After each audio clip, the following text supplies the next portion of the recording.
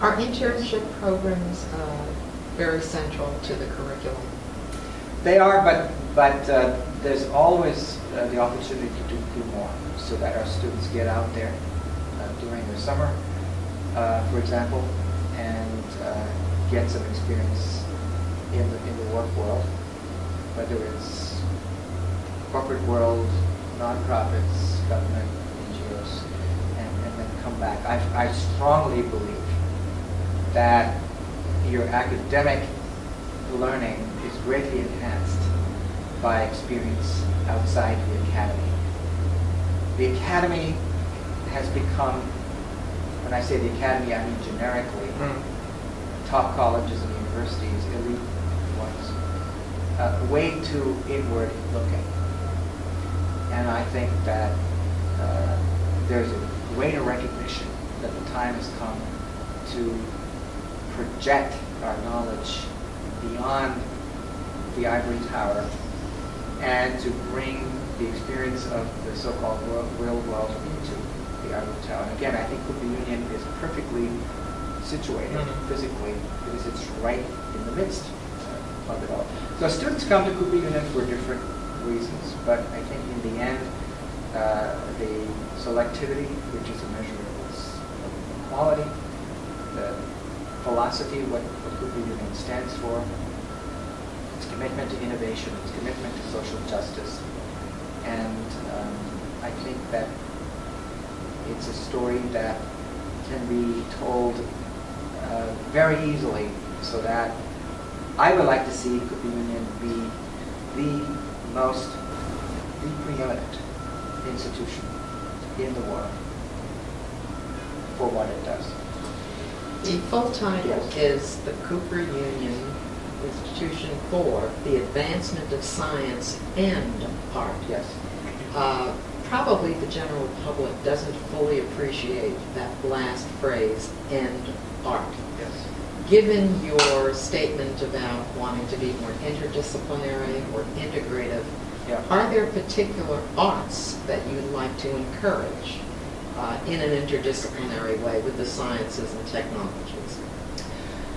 Well, all of the arts have really interesting intersections with science and technology today.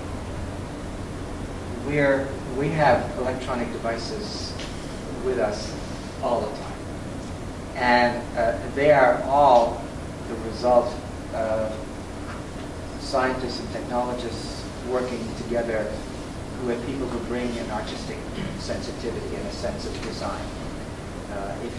I love my iPad, and I think that the opportunities for people who have the technological mindset and training and the artistic mindset and training for working together are boundless, absolutely boundless.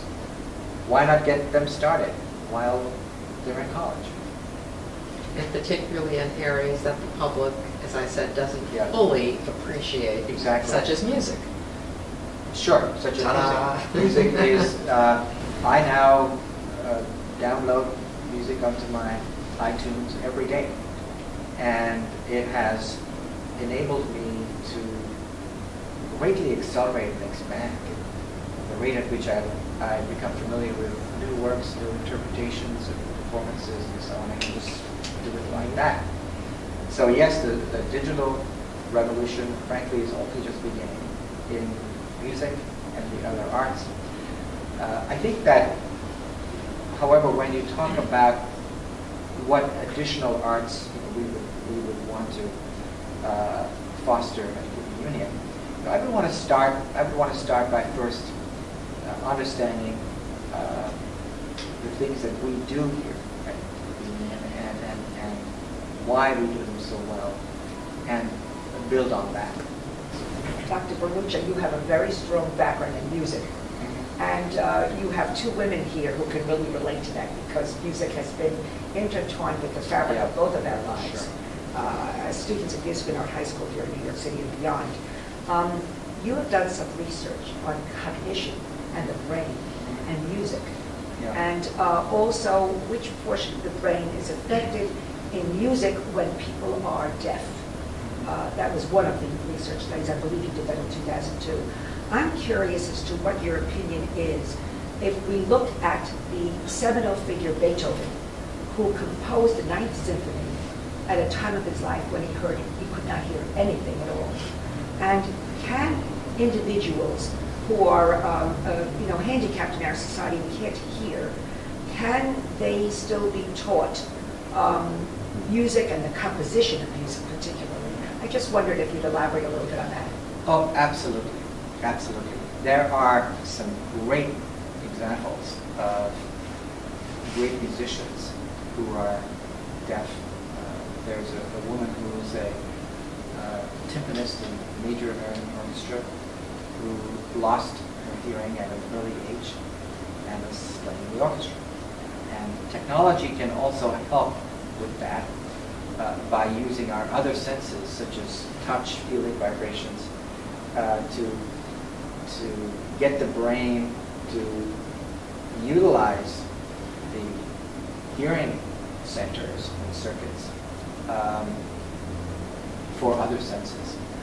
And so with technology, whether it's through cochlear implants or other kinds of things, I think we can really expand our thinking about how music can have a transformational effect. Music is also now being used for therapy for stroke patients.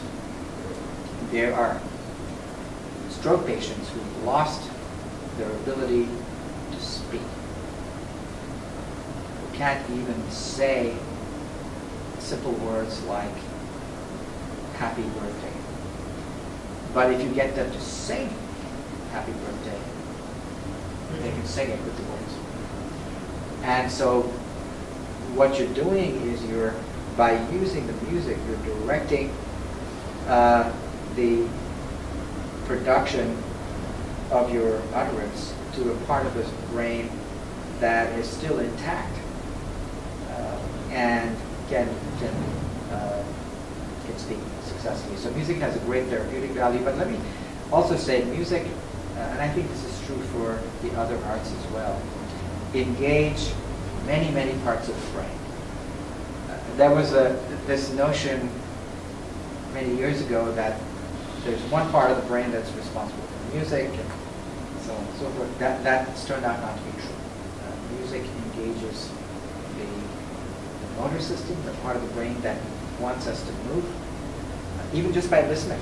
Yes. It engages the prefrontal cortex, which has all kinds of functions, including personality, emotion, and so on. And I think the work on music in the brain really provides a solid foundation for our really insisting that the arts be brought back into education. One of the great tragedies in this country is that public K-12 education has systematically got rid of music in the arts in schools that are not well funded. And that is a great tragedy because many people's lives have been transformed by being exposed to the arts when they're in public school and then going on. And I have been and intend to be, with this platform, with the union, a very strong advocate for the importance of the arts in education and in society. Are the arts part of a required distribution when students come here, let's say, wanting to major in engineering? How much of the overall credit load is a requirement to participate either through a course or a program in the arts? Without getting too specific, right. I would really like to see more integration. I do think that engineers need to be exposed to the arts, and I think that artists need to be exposed to some technology. Now, I recognize there's always going to be some resistance on the part of some, but that's what an education is all about. It's getting you to stretch your mind in ways that you haven't foreseen. And so as an engineer, to start thinking like an artist or vice versa is really part of what an education should be all about. I don't not believe that the education should be very, very clearly compartmentalized. Do you feel that introducing very young children to music will actually enable them to broaden and become more intelligent adults? Do you feel that way about music? I do. I think that literature, the scientific literature, was somewhat controversial early on when some of the studies claimed that listening to music will make you smarter. I think it was oversimplified, it was overblown, but now there's some sustained research going on that follows kids through longitudinally that's suggesting that yes, there are ways in which music does enhance your cognitive abilities, either directly or indirectly. And if only because there's a kind of a discipline from practice. Music involves complex patterns and things like that, so there are many ways in which it can really elevate your cognitive performance. I wonder who some of your own mentors were, if you could elaborate a little bit on that. Sure. And what role did they play in your becoming the future president of the company? Well, one of I would say my most important mentor as an academic leader was James Friedman, who was the former president of Dartmouth College. He is no longer with us, but he became president of Dartmouth when I was on the faculty and just rising up into the administration. And he really took me under his wing in a way that was completely selfless and giving me advice that was in my best interest rather than in his best interest. Were you a professor at that time? I was a professor, and I had just come into the administration in 1997 as associate dean, and then shortly after that he left, but I kept in touch with him, and he was always the most encouraging person. I'd say that on the administrative side was my most important mentor. I think that my parents were very important mentors, very, very important, which, as a child you don't recognize or acknowledge at the time, but I certainly do acknowledge. I got my music from my mother, and I got my science and engineering interests, technology interests from my father. And they were, I would say, flaming intellectuals and flaming idealists. And since they came from different parts of the world themselves, I also got that very international sense. And Your first violin came from your mother, I'm assuming, at the age of 6. Somebody had to hand you that violin? That's right. Well, I think it's one of these accidental things where it was assumed that all three of us kids would learn an instrument, and I was the youngest of three. And one day when I was 6, she said, "Okay, it's time for you to learn an instrument. What instrument do you want to learn?" And my 2 older sisters were learning piano, and so the word violin just popped out of my mouth. I mean, I just said violin. So you did have a choice. You did choose that. And before I knew it, there was a violin that had been borrowed, that arrived in the house, and I was taking lessons. But we had music in the house all the time. My mother made me perform at the churches where she played organ, and she directed the choirs. And while I didn't always enjoy it, at that time being asked to come and play, that experience, of course, has been extremely formative. My father was the first practicing engineer in India to incorporate computers into engineering design. And even while I was in high school, he taught me computer programming and took me to the computer center